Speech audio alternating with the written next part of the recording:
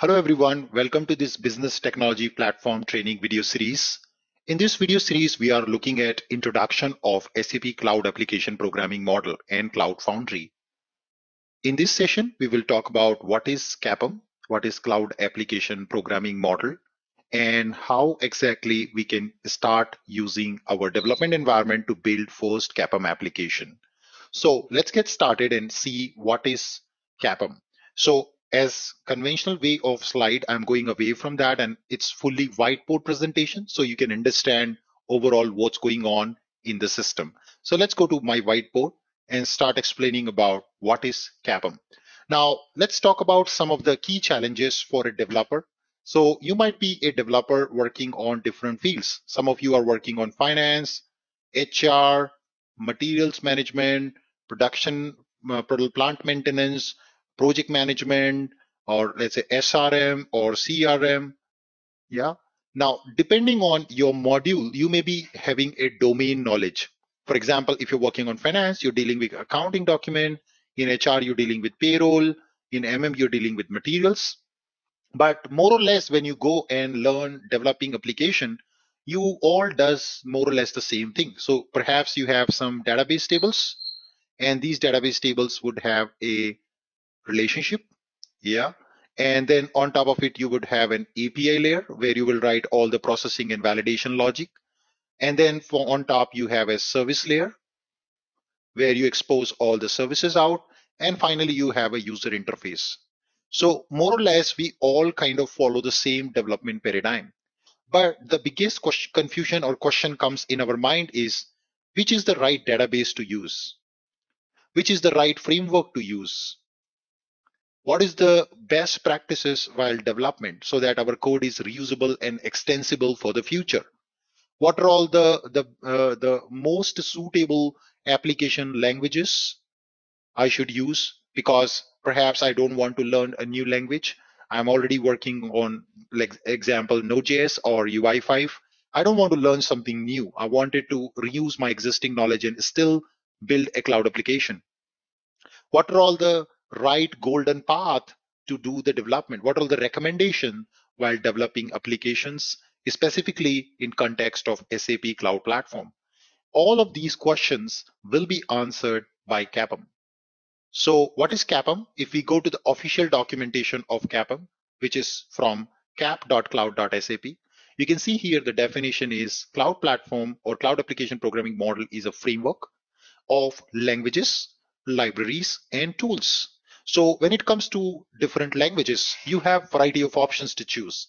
So you can choose Java and Node.js. You have libraries, so different libraries like we will use CDS library, and you also have uh, development kits you can use. You will see that in our upcoming days how we can reuse these libraries, these packages. And then you also have the tools. So you have a variety of tools option like you can use VS Code or you can use SAP Business Application Studio.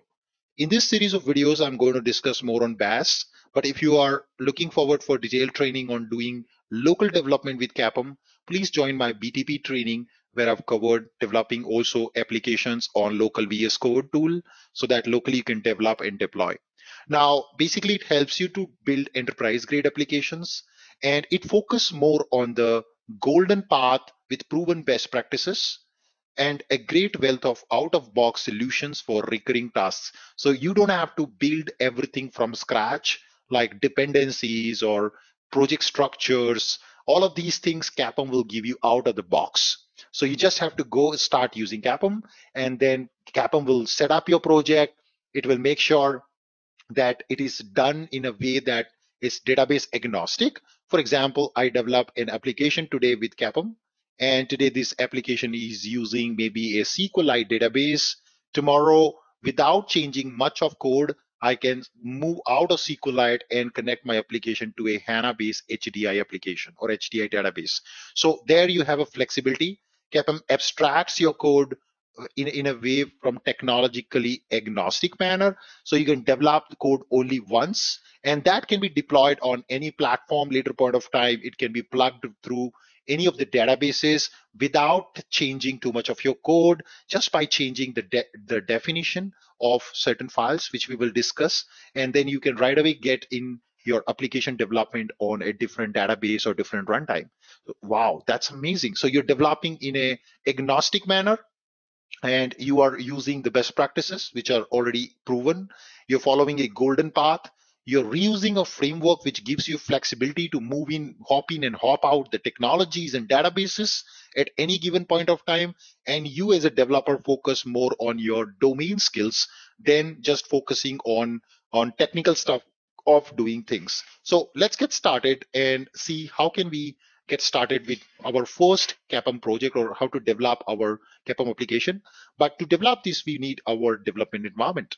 And what we do now is we go to account.hanatrial.ondemand.com and register a free trial account for 365 days, which is SAP Business Technology Platform or SAP Cloud Platform place, SAP Business Technology Platform.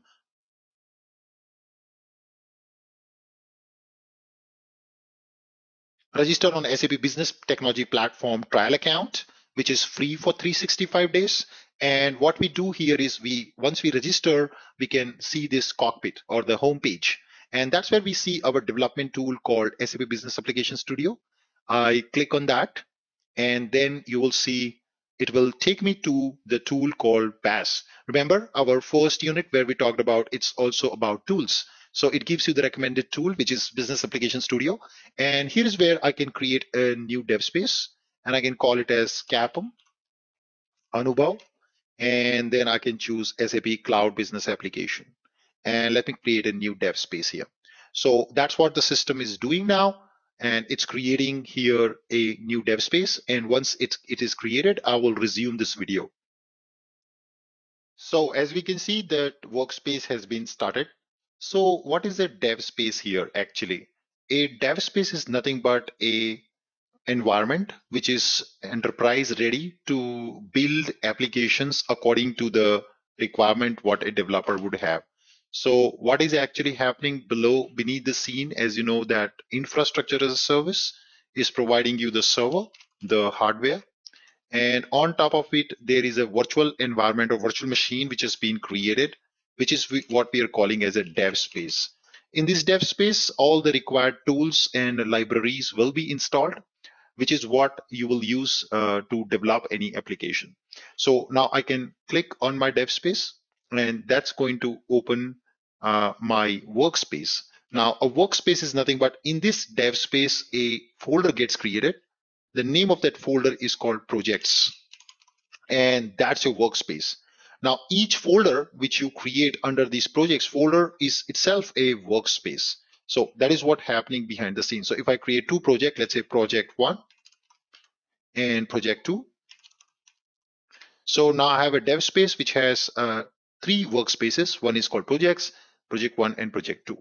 So this is the entire setup what we have. So let's switch over to our dev space, and now we get an option to open a workspace, which is nothing but your project folder.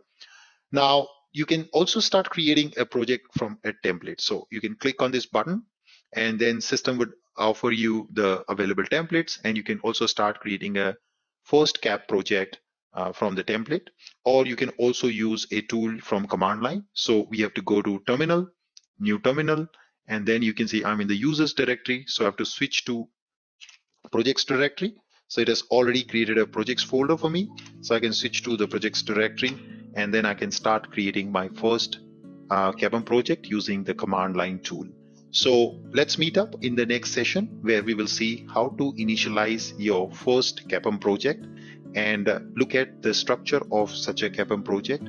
What structure does it gets generated automatically, and then we will start adding the components like database, services, and also of course the SAP UI5 front-end application component. With that, thank you so much for watching this video again, and I will see you in the next video. Goodbye.